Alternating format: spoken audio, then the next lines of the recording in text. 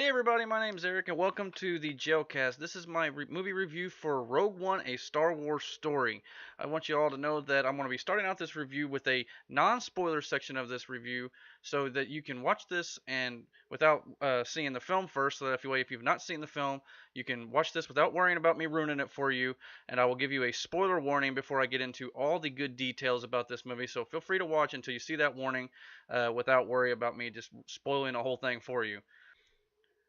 Okay, so the first thing I want to say about this movie is this is a more adult Star Wars film. This is a film that was made more specifically for adults. I'm sure kids will find enjoyment out of this as well, but it deals with a lot of heavy themes in this film. It is a war film, so there's some dark things in this, and I believe it really does push the PG-13 rating to as far as it can go. It's not something that some kids are going to be able to handle, so just know that going up front. I will also say right up front, I absolutely loved this film. I am a big Star Wars fan, so I will go ahead and tell you about my bias right there from the get-go. But I would put this probably in the top five of Star Wars films all time. I know there's only technically eight right now, but it would probably rank in the top three actually for me right now, behind Episode 4: A New Hope and Episode 5: Empire Strikes Back. Uh, Obviously, Empire Strikes Back to me is probably the best Star Wars film they've ever made, as a lot of people feel that way. I don't know if I would say this is better than The Force Awakens. It's right up there with it. It's when it comes to overall Star Wars feel, I felt this felt more like Star Wars than The Force Awakens at times, because it's set in the old time span of the original trilogy. It's just right before Episode 4. So for those of you who are wondering if this is Episode 8, the sequel to Rey, Finn, and Poe, this is not that film. Most people know that by now, but for those of you who are still confused, this is basically Episode 3.99. It happens right before Episode 4, about 19 years almost exactly after the Revenge of the Sith film. This film has a lot of Star Wars references, from that reference the comics, the novels, the other films, the animated series. I'm not going to get into the non-spoiler section of this review, but I am going to get into that when I get into the spoiler section. So if you want to know all the details about all the little Easter eggs that I caught in this film, I will go into full detail on those in just a few minutes. This film is a very good, almost perfect setup to the events of Episode 4: A New Hope. And the thing I really love about this film, it will enhance your viewing of Episode 4: A New Hope again. If you want to go back and watch that film after seeing Rogue One, you're going to understand a lot more about the certain events that happen in Episode 4 and the ramifications of this film. Obviously, they didn't know they were going to make Rogue One in 1977 when they made Star Wars, but this film, I don't know, you can almost call it retconning to some degree, but this film does a great job of explaining the setup to that film and why certain things in Episode 4 happened the way they did, and some things you might have thought, well, maybe it didn't make sense in Episode 4. This film explains why those things happened the way they did, and it makes everything just fall into place that much better. This film does play on a lot of themes that are seen in the animated series and some of the novels and comics as well. Some of the stuff they have set up in those forms of canon material. But this film does a good job of, even if you haven't seen or read or any of that other stuff that is not the main films, you won't be lost. This film does it in a way to where casual fans or fans who just don't have the time to read the books or watch the TV shows, if you don't have time to see all that stuff, this film does a good job of explaining all the characters for you, the storyline from beginning to end. This film can stand on its own, but it's just more of a compliment to the original trilogy. But for those of you who have not kept up with all the nerdiness and the geek stuff that they've released for canon over the last few years, especially the animated series, you're not going to be lost watching this film. The strength of this film is not so much on the CGI and the special effects and the action. We all know Star Wars is going to provide there, but the heart of this film and what really makes it work for me is the story. It is, from beginning to end. It's a very story-driven film, and even the very beginning of it's a little slow at parts, but there's a reason for that. The story is set up in a way to where you need that to understand all the actions and in the third act. It gives it more gravitas, so to speak, when it finally does come together in the end. So the slow parts in the beginning are essential, and while they may be slow at times at the very beginning for about the first 30 minutes or so, um, it pays off in the end in a big way. And without that time exploring those characters from the get-go, it wouldn't make the scenes that happen in the end mean that much more. The fact that this is so story driven was a major it's a huge plus for me. I mean, some of the stories and like the prequels and stuff, some of them, while in concept were really well, designed. I've just felt like sometimes the storytelling in the prequels was not the best, especially when it comes to the direction a little bit, and sometimes things just fell a little flat. But the story here, it's done in a way to where you feel for every single character that's on screen. And while this is technically a prequel to Episode 4, this is not unlike Episodes 1, 2, and 3. This feels like Star Wars. This it feels like it came right out of the 1970s with the 1977 film. I mean, we got everything from great costume design that matches Episode 4 to a T. And not to mention, even the characters have 70s mustaches. I mean, all the details are there. It feels like you were transported back in time to the original movie that was made in 1977. As much as I love the story, obviously Star Wars has plenty of CGI in it as well. Um, the CGI is done fantastically, especially in a few scenes that I will get into more in my spoiler section. That actually absolutely floored me. So there's a few select scenes that you're not going to really believe it when it happens. It's just like, wow, I can't believe that it's that well done. Um, Obviously the action is great, but I'm not necessarily talking about the action. You'll have to stick around to see what I mean. But you'll know it when you see it, and that alone it's going to be a big step up in the filmmaking world. That there's going to come a time to where the filmmaking is going to change. The technology we have nowadays is so far advanced, and it continues to get better, that it's going to change things as we know it before we know it. Just my quick little rating here. I won't give you a score till the end of this review, so come back and watch in the spoiler review for the actual rating. But I definitely highly recommend this film for Star Wars fans, mainly on the fact that it enhances Episode 4 and provides great tie-ins to other films and canon material. For that alone makes it a big watch for me. Everybody needs to go see this. Casual fans will not be lost to this film unless you're still confused but about where it falls in the timeline. But other than that, this film is very much worth watching. You're going to have a great time with it. Like I said, it's a little slow at the very beginning, but for the most part, it is an overall enjoyable film uh, for fans and casual fans alike. So yeah, definitely go see this. It's very much worth it. Okay, everybody, so I'm about ready to get into my spoiler section of this review. So if you've not seen the movie yet, please come back after you've watched the film, and then I will get through all the details with you right here. So I'm going to put up a spoiler warning real quick, and if you've not seen it, please turn this video off and then come back later. But for now, here we go. We're going to get into all the good, juicy details. Here we go.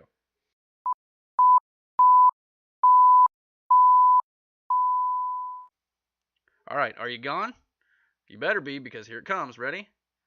Three, two, one. Everybody dies. Absolutely everybody in this film, and as they should. I mean, let's be honest here. This film has a bunch of characters in it, with the exception of Vader and a few of the Imperial officers. They are not in the original trilogy, so all the heroes in this movie sacrifice themselves for uh, the Death Star plans. Which anybody in the Star Wars fandom should know that kind of see that coming. So it's not that big of a shock, but the way they're done, the way all the deaths happen, they really make you feel for these characters, because this film does a good enough job telling a story for every single character that you feel for each one of them and how they go out. So they're not wasted, and it still has a place in this lore, and all the setup they did to get there, makes all the deaths all that more meaningful and heartbreaking, really, and makes the movie all that more tragic. Yes, you probably know by now that Darth Vader is indeed in this film. He's not in it a whole lot, but when he is in this film, he is very well used, and he's very menacing, and Vader is effectively used. He's not wasted, much like when he's in Rebels, the Star Wars animated series on Disney XD. Which, if you're not watching it, by the way, you should be. It's a really well done series. But when they bring in Vader in that show as well, he's there to clean up someone's mess, or he's there to completely just destroy anybody in his path. And that's we get to see Vader at the height of his power here, And there's a scene in particular at the very end of the film where he just runs through a bunch of rebels trying to escape with the plans, and he's just mowing them down left and right. Like I mean, I'd said this in a podcast before that I hope that that's what he would do, and sure enough, they pulled it off. And he, it's a side of Vader that we haven't really seen before, where he just goes up against a bunch of people who can't challenge him whatsoever due to his power.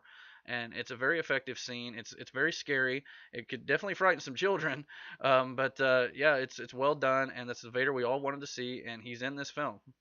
When we first see Darth Vader, he is on a castle or inside a castle, what looks to be like the planet Mustafar from Episode 3. It's very volcanic and things like that. So, but it's never really mentioned in the film that it's Mustafar. I just assumed it was. But he's got his castle there, and you see him in a Bacta tank, which is where he starts the film out. And, he's not in the suit technically. You don't really get to see him very well in the Bacta tank, but he's in there. You can hear him breathing and things like that. And so it's a good introduction to the character in this film. It's something we haven't seen from him before. Also, the helmet I thought was really cool. It had the reddish tinted eyes from the original film as well that he didn't have in some other iterations and things. So it was a nice little callback to that film. This is the first Star Wars film that does not have an opening crawl. I got to tell you, a lot of people were upset about this online, leading up to the film. I don't know how people are going to feel about it now that it's actually come out. But it was confirmed before the film was released. There was no opening crawl. And it really didn't take me out of the film that much. I mean, at first it's a little jarring because you're kind of, you're used to seeing that Star Wars bang and, the text just, flow away from the camera like that. But they did a good job with the opening shot. And the opening, it's a flashback sequence to show you, about Jyn Erso and her dad and her mother and all this stuff with meeting with Orson Krennic. And it's done in a way where you don't really miss the opening crawl. It gives you enough intro to the characters and what's going on. So instead of actually reading it, you get to see it, and it's well done. So I'm not too upset about it for the future standalone films if they continue to do this without the opening crawl. I do feel like the episode should continue to have the opening crawl though, because at this point it's essential to those films. It's kind of what they are. You don't take it out of those films, but for the standalone films, I'm perfectly fine with it. The thing I love the most about this film when it comes to the Death Star plans, it gives a very valid reason as to why in Episode 4 the design for the Death Star was so flawed, and the weakness of just shooting a torpedo into the the exhaust port was there, and why it was a weakness to begin with. It gives a good valid reason of it was Galen Erso covertly putting that a flaw in the design to help the rebels, because he was forced to make this weapon. He didn't want to do it. And in the Catalyst novel, which you've not read, if you've not read that, it provides a good backstory as to more about Galen's character and his research into kyber crystals and the designs for the weapon and everything. But he was forced to make this weapon for the Empire. So in order to get back at them, he covertly made this design flaw in the plan. So it was very well done, to where for people who watch Episode 4 were like, that's kind of silly. They got a hole in the side of it. You just got to fly in a straight line into a trench to just shoot at this one little hole, and it blows the whole thing up. Why was it so silly? Why was it like that? This film does a great job of explaining that, and I absolutely love that detail. Granted, it's a bit of a retcon, but at the same time, it's done in a way to where when you watch Episode 4, you're like, okay, I get that now. It's a really cool little tidbit in there. That way it doesn't make the original film look so cheesy. The CGI that I'm talking about that absolutely floored me was Grand Moff Tarkin in this film. Peter Cushing has been dead for years now, and obviously this time frame is a big, in the Star Wars lore, is a big time span to where Grand Moff Tarkin is in power here, and so you have to have him in this film. And when he's in this film, I swear I thought I was watching Peter Cushing. I mean, the CGI is so well done. They had a little bit of good CGI in Captain America Civil War earlier this year, where they showed a young Robert Downey Jr., and it looked really well done. It looked like it still had some work to do, and it's going to be a big breakthrough for filmmaking in general, because in Rogue One, Grand Moff Tarkin, I mean, he looks like he's right there. I mean, it's not completely perfect, but it's the best I've seen so far. And if this continues, filmmaking is going to come to a point where if you have, deceased actors like say, for instance, Paul Walker in the Fast and Furious movies, and in Fast 7, his was done pretty well as well, I might add. So we're getting to a point now to where actors may end up being completely replaceable with the right amount of money. I mean, I'm sure it's not cheap to replicate this kind of technology, but Tarkin, I mean, it was acted very well. He sounded just like him. I mean, he looked like a little younger version, not much, but yeah, so it fit very well in this story, and I could not believe my eyes. I was actually taken aback by it, and there's actually a couple other instances in this film too. Red Leader from the X-wing squad that did the attack run on the Death Star in Episode 4, as well as Gold Leader of the Y-wing squad. They were the same actors uh, from Episode 4. It was a nice little, reference to that film. It looked like it was a little bit of old footage mixed with some dubbed in lines, but it was well done, and it was really a nice cameo for those two guys, so you kind of see them in action before they do their initial Death Star run. Also, at the end of the film, you see a young Princess Leia receiving the Death Star plans, and granted, just like Tarkin, they were played by body doubles, but the face has been CGI'd to where you look like you're looking at a young Carrie Fisher here. I mean, this is very well done, and I was actually taken aback by it. Now, I said in my non-spoiler section that there was plenty of Star Wars references in this film, so I'm going to run down the list here of everything that I saw, and this is extensive, and it was really well done for all the hardcores out there, even for the casual fans. Some of these you may pick up on, but for first off, Cornelius Evazan, or whatever it was, and Ponda Baba from the Cantina in the original movie. They're the two guys who tried to pick a fight with Luke before Obi-Wan sliced his arm off with his lightsaber. They make a quick appearance in this film on Jedha. They bump into Cassian Andor as they're walking through the streets. Saul Guerrera, played by Forrest Whitaker. This character is from the animated series The Clone Wars. And he first appeared in an episode called A War on Two Fronts as a leader of his own rebel cell. Now, the rebellion, as explained in Star Wars Rebels, and even hinted at a little bit in Clone Wars, the rebellion has numerous cells throughout the galaxy, and they all kind of work collaboratively with the major cell on Yavin 4 from this film that we see, and they all collaborate together and things like that. So uh, it was a nice little throwback to the animated series to bring in this character that we've seen before. But again, those of you who have not seen the Clone Wars may not know who this character is. So I definitely encourage you watching the animated series as well. They tie in great with the new films. Just some people don't give them a chance because they're cartoons, so to speak. But they have some cheesy episodes here and there as well. But they also have some very well done adult themed episodes. So I recommend you give those check those out. As I mentioned, a few more references from Episode 4 here. Yavin 4 obviously makes an appearance because the rebellion is based there, so we get a little bit more of that planet and a little bit more of the base there, and a lot of throwbacks there. And Episode 4 also was the first appearance of Blue Milk in the homestead with Luke and Owen and Aunt Beru. We see an appearance of Blue Milk here in Rogue One at the very beginning at the Urso's house when Jen is packing up her things to leave. There's a bit of Blue Milk there. Also in this film, we get Mon Mothma, General Dodonna, and Bail Organa from Episode 4 through 6. The leaders of the rebellion here, played by actors. Mon Mothma, actually, the actress who played her, had a deleted scene in Revenge of the Sith, which was cut from the film, and she reprises her role here. Obi-Wan Kenobi is also mentioned in this film. He's not referenced directly by name, but at the end of the film, Bail Organa is leaving for Alderaan, and he's talking to Mon Mothma, and they mention, Bail's Jedi friend, and he was going to contact him. So, again, it's a nice tie-in to Episode 4, and to show where that scene gets set up. And obviously, Bail Organa, going back to Alderaan, where in Episode 4, when that planet explodes, that it's not actually shown on film, but everybody, I believe it's documented that Bail Organa it perishes in that explosion. And of course, what would a Star Wars movie be without an appearance by C-3PO and R2-D2? They are cameoed in this film. It's a very short little scene, but they are here, and it's kind of nice to just see them pop up. Now, as I mentioned, the animated series Star Wars Rebels is a great watch. There's plenty of references to that film as well.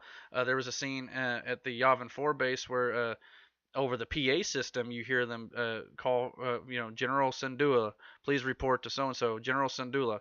Well, in Rebels, there is a character named Hera Syndulla. She's the captain of the Ghost ship and Phoenix Squadron, and you know, this scene suggests that she survives all the way through the events of Star Wars Rebels, that series which is ongoing at this point. We don't know the ending of it just yet, but that could also be a reference to her father Cham Syndulla, who is also in the Rebels and Clone Wars series. But I my first thought was, okay, they're talking about Hera here, so does she survive? Well, time will tell. And speaking of the Ghost, the film Rogue One also has a brief glimpse of the Ghost over the Battle of Scarif at the end of the film. You can see it flying through space as well. And yeah, it's a nice little reference. I mean, obviously, it may not be the Ghost exactly, but it's the same type of freighter. So I would say with about all certainty that is the Ghost from the Rebel series. We also see a Hammerhead cruiser crash into a Star Destroyer, and it effectively pushes another Star Destroyer into the shield over the planet of Scarif. And the Hammerhead cruiser is also used quite often in the Rebel series. So I like how that series ties in well with the films, and you see where they get these cruisers, and they're brought into the larger scale film. So you see the progression of how they got these cruisers, and they're going to be using these in the big budget motion pictures. So it's a nice little tie-in.